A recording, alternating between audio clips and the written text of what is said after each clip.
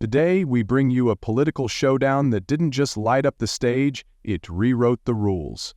Karoline Leavitt, the youngest White House press secretary in U.S. history, faces off against Congresswoman Jasmine Crockett in a debate that shook the Jefferson Memorial Theater. It's sharp, it's strategic, and it's unforgettable. Sit back, watch closely, because this is what composure under fire really looks like. Let's get into it. The Jefferson Memorial Theater had seen its share of impassioned debates, but nothing like this. Under the grand chandelier, with flags draped like sentinels behind the stage, the room fell into a rare silence, tense, electric, as if the air itself was holding its breath. Karoline Leavitt, the youngest White House press secretary in American history, didn't flinch. Her voice was calm, crisp, and unshaken as she leveled her gaze across the stage toward Congresswoman Jasmine Crockett. "Congresswoman," she said, "you read speeches about justice. I meet the people who are still waiting for it." The words struck like a hammer on the bones of the old marble theater. A murmur rose from the crowd, followed by a rising wave of applause. A man in the third row, retired Navy judging by the hat, nodded slowly, arms folded. Crockett's jaw tightened. Her rebuttal faltered for a split second, just long enough for the cameras to catch it. The moderator, Wesley Grant, leaned slightly forward, sensing it, the pivot, the shift, the undeniable moment when the momentum turned. Phones were already lifted. Red lights blinking, TikTokers, YouTubers, and news editors wouldn't need to wait until the end of the forum. The clip was already being born. And it wasn't just about trade, or tariffs, or job stats anymore. It was about who owned the stage. Leavitt, standing centered in a tailored Navy suit with a gleaming cross at her neckline, exuded something few in that hall expected from someone her age: command. Not performative, not polished, just presence. Crockett, by contrast, had arrived in full force. Green power suit, high bun, ready for the cameras. She'd opened strong, invoking the struggles of marginalized communities, hitting Trump's trade policies, painting Leavitt as a spokesperson for a failed legacy. But something in Leavitt's steadiness, not just the stats she recited, but the way she spoke about steelworkers in Scranton and farmers in Iowa, cut through. Her voice didn't just respond, it counterpunched. When Crockett accused her of hiding behind talking points, Leavitt didn't escalate, she leaned in. "My talking point is a mother in Ohio who told me she got her first steady paycheck in 5 years. She doesn't care about the headlines, she cares that her lights stay on." By the time Grant stepped in to pause for the next segment, the audience was visibly divided, but undeniably shaken. Some clapped cautiously, others stood. One man in a worn Patriots cap whispered, "She's sharper than they thought." And he wasn't wrong. Karoline Leavitt had just shifted the gravity of the room, and before the night was over, it would become clear, this wasn't just a good performance, it was a redefining one. A political storm was brewing, and the first thunderclap had just landed, with a 27-year-old at the center of it. Nestled in the historic heart of Philadelphia, just blocks from Independence Hall, the Jefferson Memorial Theater stood like a sentinel of old-world American ideals. Its neoclassical columns stretched skyward, its bronze doors polished by decades of handshakes and heated debates. Inside, the air carried the scent of aged mahogany and iron conviction. This wasn't just a building, it was a shrine to the Republic, where echoes of Lincoln's rhetoric and Jefferson's warnings seemed to hum through the red velvet seats. On this night, every one of those seats was filled. From retired Marines in starched dress coats to small-town factory owners wearing Sunday flannel, the audience reflected a living portrait of the American spectrum, those who had built, served, and watched the country change. The lighting was soft but deliberate, casting a warm glow on the two podiums center stage, beneath a massive seal of the United States carved into the back wall. On the left stood a tall flag of the Republic. On the right, the flag of Pennsylvania. Between them, the arena. This wasn't a studio engineered for viral moments or influencer monologues. This was where political words had weight. Every syllable would be judged not by trending hashtags, but by calloused hands and knowing eyes. The Liberty Forum, held annually here, was known for one thing: separating performers from leaders. And tonight, as Karoline Leavitt and Jasmine Crockett prepared to take their marks, the stakes weren't likes or views. They were legacy. The crowd didn't come for a show. They came for a reckoning. On one side of the stage stood Karoline Leavitt, the youngest White House press secretary in American history, a title that once drew skepticism now met with silence and attention. Dressed in a sharp navy blazer and modest heels, she carried herself with the kind of stillness that suggested she didn't need to prove anything. Her voice when she spoke didn't reach for applause. It claimed the space. There was no flash, no frenzy, just presence. The gleaming cross at her collarbone wasn't an accessory, it was a signal. She was here not just as a press secretary, but as a representative of the forgotten heartland. Her backstory was simple but powerful. A daughter of New Hampshire raised on discipline and grit, who'd risen not by media gimmicks but by mastering message, facts, and composure under pressure. She embodied a new kind of power, quiet, deliberate, and sharpened like a blade. Across from her stood Congresswoman Jasmine Crockett, a rising force within the progressive wing of the Democratic Party. If Leavitt was steel, Crockett was fire. Unapologetically bold, unflinching, and always ready to strike. Wearing a fitted emerald suit and a fierce expression, she owned her entrance like a prosecutor entering the courtroom. A former civil rights attorney, Crockett was known for her commanding speeches and Twitter takedowns. She'd marched, rallied, legislated, and tonight, she'd brought the same heat to the stage.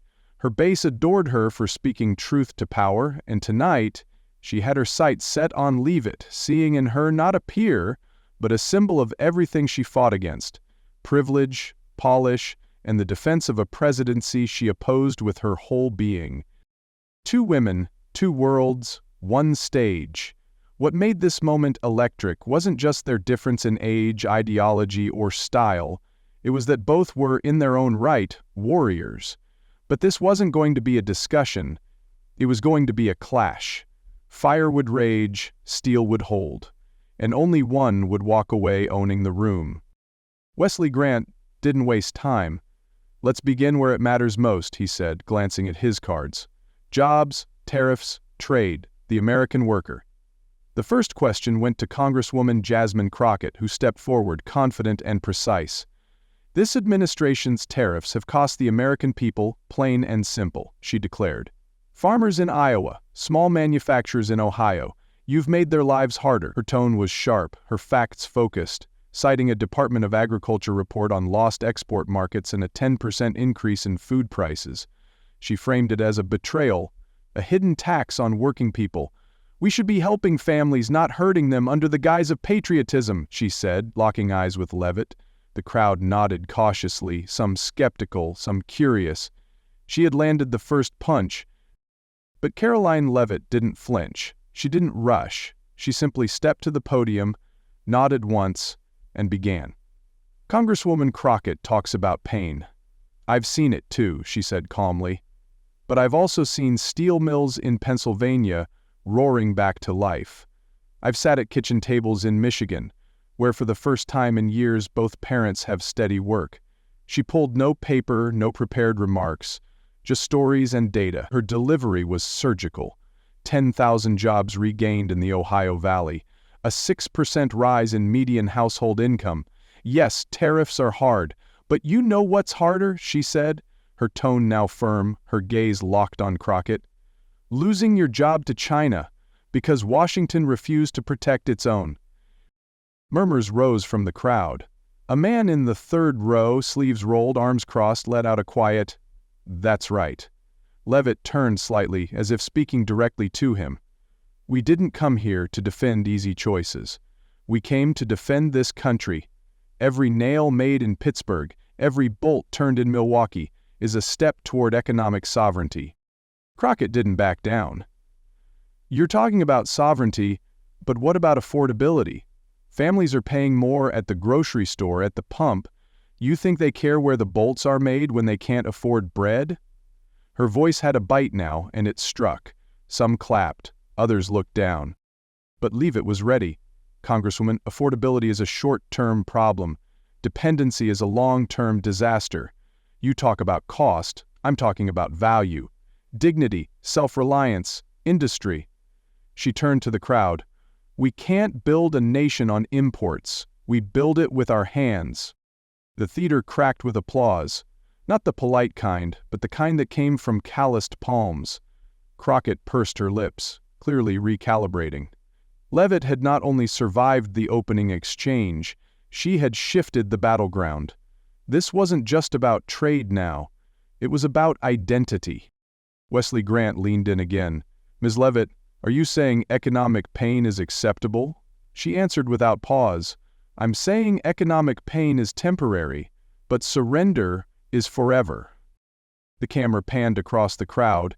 Veterans, steelworkers, retirees, business owners, men who remembered when Detroit ran on engines and not ideas. And for the first time that night, a line had been drawn, not in politics, but in principle. When the debate turned from dollars to decency, the atmosphere changed. Wesley Grant leaned into the microphone. Let's talk values, he said. What does morality and leadership look like today? Jasmine Crockett stepped forward first, her voice taking on a different rhythm, more conviction than calculation. You can't claim to lead the nation while dividing it. This administration has fueled racism, rolled back women's rights, and treated truth like a PR stunt. She said, her voice steady, her hands raised. She invoked scripture, love thy neighbor, but used it to question Leavitt's support of President Trump, calling the administration morally inconsistent. Policies are one thing, but what kind of example are we setting for our children when our leaders speak with cruelty and govern with spite? There were scattered nods from the progressive seats in the House. Her words carried passion, even some truth, but they lacked something else. Presence. Karoline Leavitt didn't interrupt. She waited, then stepped forward with a quiet firmness that silenced the room. Congresswoman, I'm a mother. I pray with my son before bed. I know what kind of world I want him to inherit. She let the silence hang for a breath. And it's one where men honor their word, women rise on merit, and families, no matter how much they earn, feel safe walking down the street. Her voice wasn't raised, but it carried. You say we're divided. But division didn't start in Washington. It started when we stopped teaching our children that America is worth defending. She turned to the audience, pausing just long enough to look a few men in the eye. My grandfather didn't have Twitter. He had a toolbox. He built a life with work, not outrage, and I'll take that kind of America over hashtags any day. A veteran seated near the aisle nodded, visibly moved. Crockett attempted to interject, but Leavitt continued. Her tone sharpened. We're not perfect. No president is. But I'll stand by a man who protected unborn life, defended religious freedom, and respected law enforcement. Because in a world that's gone soft, someone has to remember what it means to be strong. The audience responded not with roaring applause, but something deeper. Respect. The kind that doesn't come with slogans, but silence. In that moment, Leavitt didn't feel like a press secretary. She felt like someone who carried the values too many feared had been left behind. As Crockett readied her next response, the balance in the room had shifted again, not from noise, but from conviction. The moderator, Wesley Grant, straightened his stack of cards and glanced down before lifting his gaze back to the crowd. National security, he said plainly. The world isn't getting safer. From Iran to the border to rising threats in Asia, how should America lead? The silence in the Jefferson Memorial Theater tightened, as if the entire room had inhaled but forgotten to exhale. Jasmine Crockett stepped forward, her posture poised, but her tone notably more cautious now. We need to lead with diplomacy, not escalation, she said. Trump's administration increased military spending by 7% last year alone. That's not strength, it's overcompensation. She spoke of global cooperation, of redirecting funding from defense to domestic services. Healthcare, education, housing. Security begins at home, she said, and peace doesn't come from posturing with missiles, it comes from building bridges. Some applause, from a few rows a smattering of support, but the faces of the older men in the crowd, many of them veterans or sons of Cold War soldiers, remained unmoved. One in the back folded his arms. Another shook his head slowly. Then Karoline Leavitt stepped to her mic. She didn't lean in, she stood upright, as if the question had been meant for her from the start. "Congresswoman," she said, her tone like steel wrapped in velvet, "peace without strength is surrender with nicer language." She let the words settle. "I don't say that as a hawk. I say it as a mother who wants her son to grow up in a world where America still leads." Her voice didn't rise, but it pressed forward, deliberate. Under President Trump, 90% of ISIS senior leaders were eliminated. North Korea stepped back, the southern border was reinforced. You call that militarization. I call it leadership. She paused for half a breath. "And by the way," she added, locking eyes with Crockett, "those defense dollars? They fund the very men and women who wear the flag on their shoulder while we sleep safely in our homes." The audience responded with the kind of applause that comes from deep conviction, not clapping for performance, but for principle. Leavitt continued, "My brother-in-law served in Afghanistan. He didn't fly across the world for diplomacy seminars. He went so his family and yours wouldn't have to wonder what would happen if evil went unchecked." Crockett fired back, her voice sharp. "And what about the 30 million Americans who don't have health care? Who's defending them?" Her passion was real, but her footing had slipped. Leavitt didn't attack. She answered. "We cut prescription drug prices by 20% during our term, Congresswoman. We can protect lives abroad and at home. This isn't either or, it's leadership or nothing." The room roared again. Not just MAGA loyalists, but independents who understood what it meant to walk into a factory on Monday morning with a flag pinned to your chest. For a generation raised on Reagan's doctrine of peace through strength, the clarity of Leavitt's stance didn't feel political. It felt like home. Wesley Grant didn't need to interrupt. The audience had made its judgment. Crockett, for the first time that evening, didn't reply. She stepped back, adjusting her blazer. And Leavitt stood still, not basking in victory, but grounded in the weight of her words. She didn't posture, she didn't pivot. She just reminded them all, America doesn't negotiate its safety, it secures it. Wesley Grant leaned back in his chair, his voice measured. "Let's shift to the press, your relationship with it, and the way the public receives information. Some say the White House filters facts, others say the media distorts the truth. So who's actually controlling the narrative?" It was the kind of question that felt rhetorical in most rooms, but not tonight. Congresswoman Jasmine Crockett was the first to respond. "The press is far from perfect," she admitted, "but it's the last barrier between power and the people. When Karoline Leavitt steps onto that podium, she's not just sharing facts, she's protecting a brand." Crockett turned, fire behind her words. "This administration has waged a war on journalism. You don't clarify truth, you polish fiction." There were cheers from one corner, mostly younger voters, but in the rest of the room, a stillness. Many in the older crowd had lived long enough to watch the news become commentary, and commentary become performance. They didn't need reminding. They needed answers. Karoline Leavitt gave them. "Congresswoman, I don't hide from the media. I just don't need it to speak for me," she said firmly.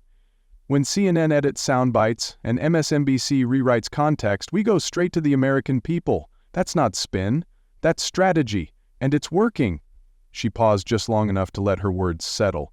"Last year we reached over 50 million Americans directly, through press briefings, social media, public town halls, no filter, no middleman." Then came the line that lit the room. "The media reports, I remind." The audience stirred, some leaning forward in their seats. A few men, blue collar, caps tucked low, nodded as if she had said what they'd been thinking for years. Crockett opened her mouth to respond, but the moment had already turned. Leavitt didn't gloat. She simply looked to Grant and added, "In a world full of noise, clarity is revolutionary." And with that she stepped back, not triumphant but steady, as if she had just laid down a truth older than the Republic itself. Information is power, and the people deserve it undistorted. It happened in less than 10 seconds, but it would be the moment that defined the night and perhaps the future of both women's careers. Jasmine Crockett, now visibly more animated, stepped forward with renewed fire. "You're great at messaging, Ms. Leavitt, but let's not pretend reading off briefing cards makes you the voice of America," she snapped, her tone tight with exasperation. "You sit behind a podium, spinning policies that hurt real people, while she raised her hand, her voice growing louder. "I'm out there fighting for workers, for single moms, for—" That's when Karoline Leavitt moved. Just a half step. Not rushed, not reactive, composed. She looked at Crockett, not with disdain, not even with defiance, but with the unflinching confidence of someone who'd been waiting for this exact moment. "Congresswoman," she said, her voice clear and low, "you read speeches. I meet the people." It was a verbal clean break, no flourish, no dramatics, just truth unsheathed. For a beat the room froze. Then came the sound, first a few scattered murmurs, then full-on applause erupting like a thunderclap. Men in the back row stood. Veterans leaned forward. Someone in the crowd muttered, "That's it." Phones were raised, already capturing what would become the most replayed quote of the night. Crockett's mouth opened, then closed. For the first time she looked unsure, not because her message lacked merit, but because the power of Leavitt's delivery had cut deeper than data or policy ever could. Wesley Grant leaned back slightly, not interrupting. He didn't need to, the audience had taken over. The hall vibrated with the sound of a crowd that had just chosen its moment. Leavitt didn't smile. She didn't need to. She stepped back to her spot, hands folded. Not a conqueror, just a communicator. The silence that followed wasn't emptiness, it was impact. And that's when everyone in the room knew the tide hadn't just turned, it had roared in her direction. The moment Karoline Leavitt uttered the now iconic line, "You read speeches, I meet the people," a subtle shift in the room became a nationwide avalanche. As the debate moved into closing statements, it was clear to everyone inside the Jefferson Memorial Theater that something had happened. It wasn't just applause, it was momentum, caught in real time. Phones were still raised, fingers racing across screens. By the time the event moderator called the final thank yous, the clip was already trending on X.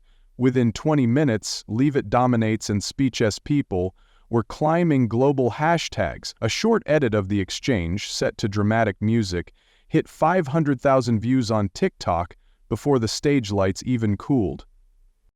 Backstage, studio staff whispered among themselves, eyes glued to screens. One leaned over to another and said, "She just rewrote the night." Conservative influencers began posting instantly. "This is how you deliver a knockout without raising your voice," one caption read under a freeze frame of Leavitt mid-sentence.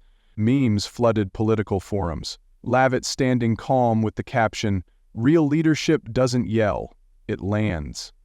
Even liberal accounts begrudgingly acknowledged the effectiveness of the moment. One commentator on YouTube said simply, "Crockett brought the fire, but Leavitt brought the steel." Meanwhile, inside her dressing room, Crockett sat quietly. Her team hovered with talking points and spin suggestions, but even they knew. This wasn't about messaging, it was about impact.